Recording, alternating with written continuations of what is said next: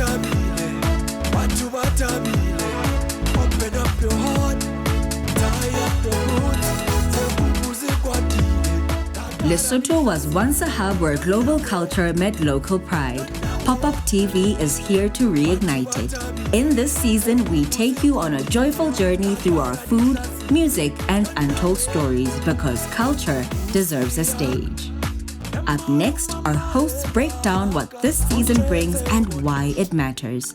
Kgotsong Dumelang and welcome to the very first episode of Pop-Up TV. Lebitso la ka ke Seitebatso Khumari, and I am beyond thrilled to be anchoring such a dynamic space. More so, being trusted with the honor of guiding you through the journey of telling our stories, our culture, our history that are often hidden in plain sight. But I'm not doing this alone.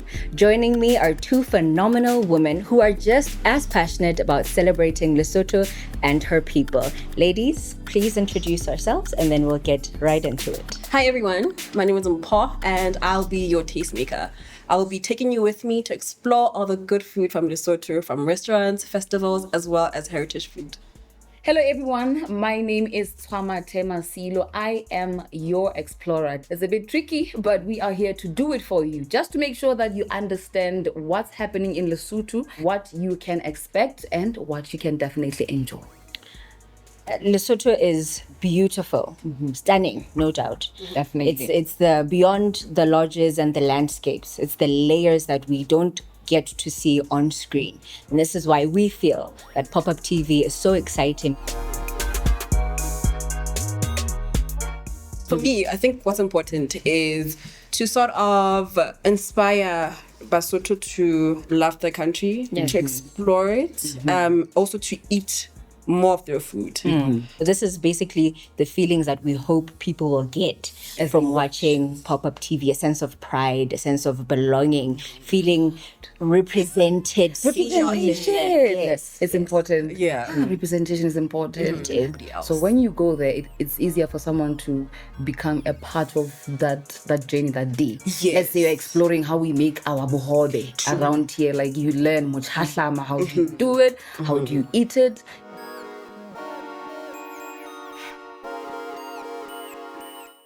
My work is solely focused on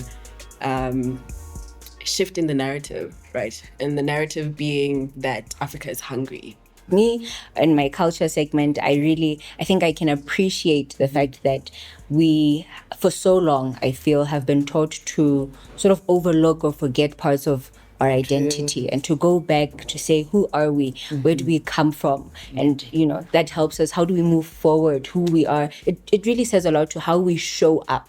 I see myself finding, in the history books when we talk about Lesotho, I mean, I know some people didn't want this information out, but now we are here and it's definitely coming out. It's coming to the big screen. That's true. We're going to know all about the secret pasts, when there was war, when there was famine, how Basotho used to live.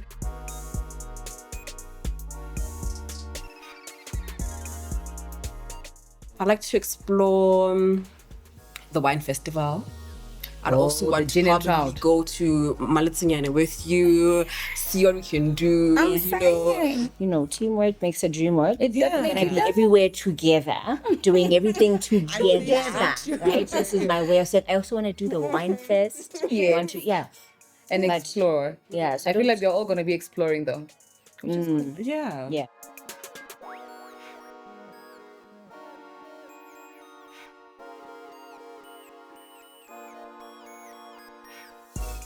Join Sidimo Tabane and Chef Mo in the kitchen as they cook Highlands trout, the kind of rare mountain-grown trout only possible in Lesotho's cold, pristine highland waters, with true flavor and flair.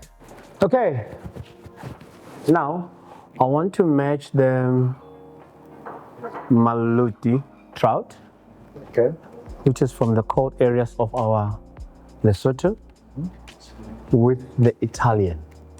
So you're going to use nice quinoa, a very nice natural quinoa, to make quinoa salad. So essentially, our trout is one of the best in the world. That's why most of our trout is exported to Japan. Okay. Simply because they use it for sushi. The way it is done here is completely different. It is premium, nice pink skin. So for us, trout is an everyday staple. It has essentially become our traditional meal. If you go to a restaurant in Lesotho and you can't find trout, it means you are not necessarily yet in Lesotho.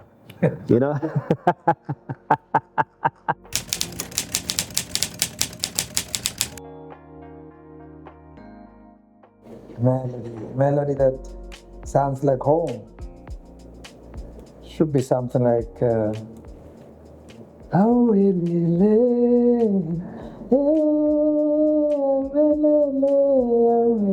yeah, you wanna try that? Dude, let me not spoil. Let me not expose myself. Yeah.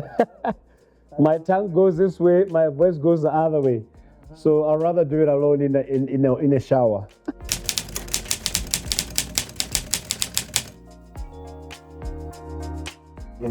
So if you play a traditional instrument into what you already want to call a traditional music, it's too obvious. But once there's an element of jazz, and then there's this foreign instrument in the element of jazz, which is the siba, it makes it a very unique element. Yeah. This is now becoming a unique genre. I think it goes well, same way with us in the culinary industry. It goes exactly the same way. Now, you want people to relate with the food that you do. You take simple Basotho dish and you try to serve it to the international community. People don't like our food. But what we decided to do is to sort of fuse, it's called fusion cooking. You take the elements of the international influence and incorporate them into your traditional dishes. Exactly what you're doing here. We've got trout, which is synonymous for the Lesotho, and now we're going into Italy to come and infuse these things.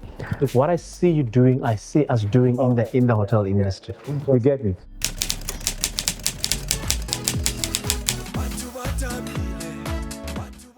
We're in studio, KRT studio, downtown. I then met Napo was actually in studio. He gave me the idea of pop-up TV. Just when I got the idea, I was like, I've got some few songs for you. And the first track we played was Back to Batami. He fell in love with the song.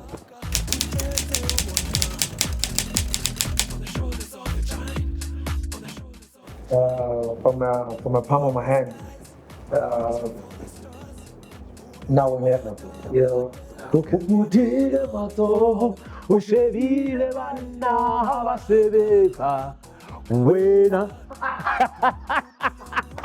That's a beautiful song, man.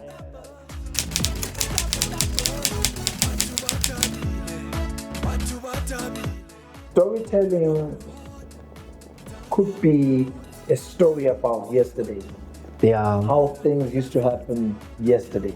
Okay. But then you bring that into a song. You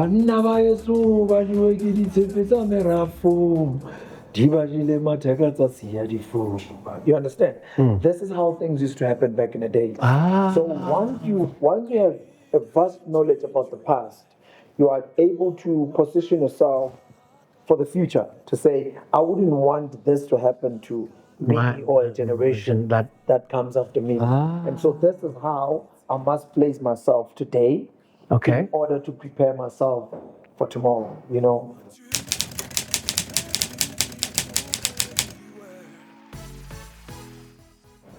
I think the most important lesson one would want to pass on that you got from people that mentored you, like people like BT, quality. The man was very specific on quality.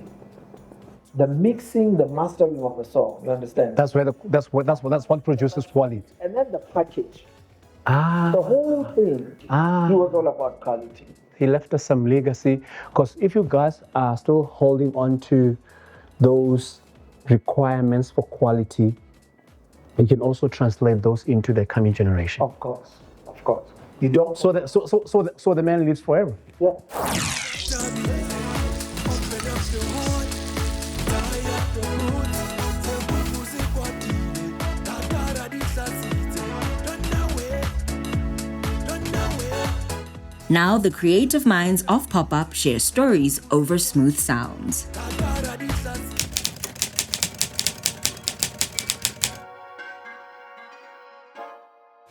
My journey with music is short from at home. My father's records, man. I don't know what influenced me so much to be on it, but when I talk to diploma, I say the record, you know. And I think that also translates to the relationships that I have, with you guys. Like with you, you're more of electronic house kind of character. We can relate. With you, hip hop, lounge, jazz. That's all those are your main DNA. I was still in grade 3, grade 4, grade 5, I think. There was Max, and he was already in high school, so he had records, and he used to play vinyl. And then I just looked up to this guy, and at some point we met. There was the back door. I got an opportunity, at the back door sessions where I became a resident DJ. For me, that was the pick of my brand as a DJ.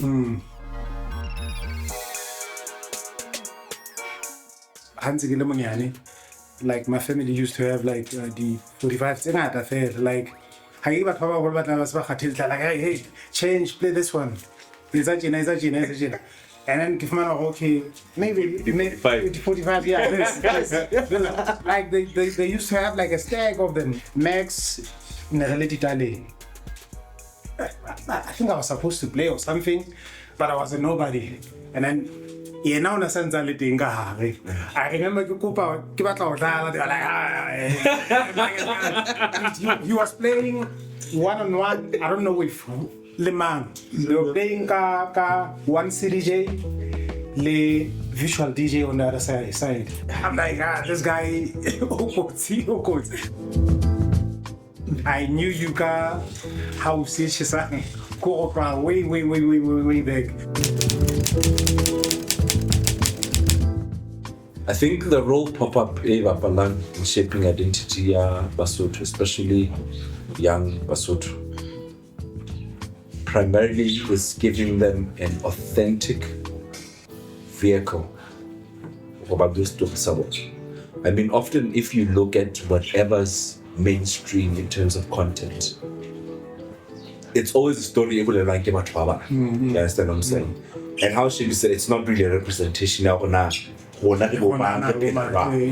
Yeah, I share same sentiments because now the way it's us trying to tell exactly what you said, stories are on our own way.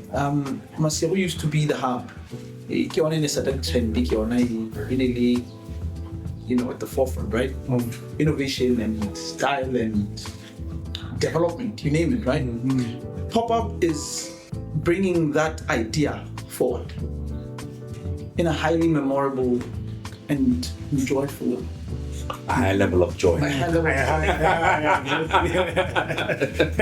We creative. That's it. High level of joy.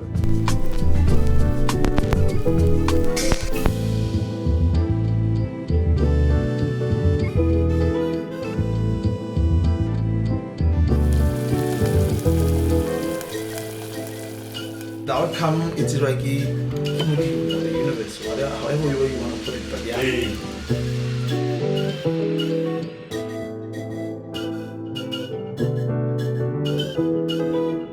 And finally, we dive into the vision of executive producer Moekwa Thahane, the dream driving Pop-Up forward. To know where we're going, we need to first understand where we come from, and who best to help us recap if not the executive producer Ndade Moekwa Thahane himself. Welcome. Thank you so much. Loving the set. Thank you, Shai. Great. Jump right into it. So when you first envisioned Pop-Up TV, what inspired that vision? Boredom. That's Sheer honest. boredom. That's honest. No, what I mean by it is just you find at the time the city was quiet. Every form of entertainment was night orientated. So I've always felt that we need that daytime vibe to really enjoy other things besides what we're always enjoying.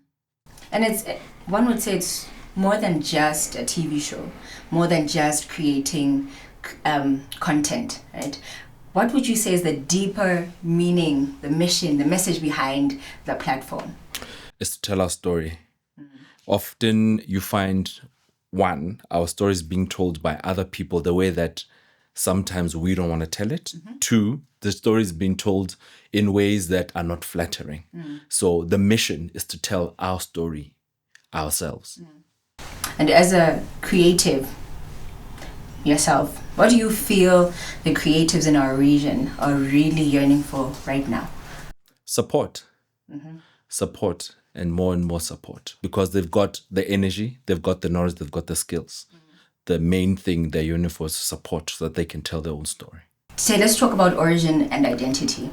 Why it matters to you that Pop-Up TV is from here, by the people, with the people. Lesotho's got a lot to offer. That is the main thing. And we need to tell our stories authentically and in an environment where we're free to actually just tell it as we see it, not being scripted, not being told what to do, not being paid to say certain things, but to just be authentic, to say, this is who we are, this is how we live. Okay. So if it was a person, that personality, what would it be?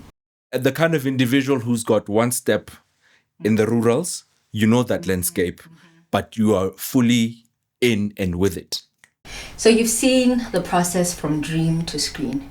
Which moment, an episode, a scene, maybe a moment off camera reminded you why you started this? I think we were in Botabetwe. There's a beautiful place with beautiful scenery and beautiful caves. And there's a feature that we're filming there where we took a group of indigenous singers and then we made a collaboration and a remix in the cave. That for me spelled everything about a high level of joy. The innovation, the experience, the authenticity. It spoke to that. How progressive it is, I see. That was the moment for me. Okay. And as an executive producer, surely the passion comes with some pressure. How do you navigate the creative aspect and the business side of Pop-Up Africa? In the main, I'm a business guy. So that comes very easily and naturally for me. It is a lot of pressure, especially when a project kicks off, but we're not starting from the very beginning this time around. But my approach is we're starting all over, pretending nobody knows anything, we haven't done anything, because I want to always feed into the hunger. That is what gives me inspiration at the end of the day. Nice. And of course, this is a team effort, right? What type of culture are you guys trying to create here? I think in the main, we want to turn our ideas into business, something that we can all eat. So it starts somewhere. So we are trying to create that culture of, how can I put it? That hunger, innovation, expression, freedom of ideas, free-flowing interaction, a group of people that are not afraid to say, hey, no, I don't think this works, this is what's better. A network of... Not just following what's being said or following a script, but being able to just break boundaries and feel free to pitch ideas. So the people watching at home, the audience, people who are dreaming and wondering, how can I join the movement? People who are supporting, what are your parting words? My parting words to them is to keep dreaming, keep aspiring to a high level of joy. And alternatively, make sure you reach out to us, follow us on the socials, find us on YouTube at Pop-Up Africa. With a K. Pop-Up Africa, Africa spelled AFRIKA.com. Okay. Alrighty. This has been the recap. Your roots, your rhythm, your rise. Pop-Up TV, a higher level of joy.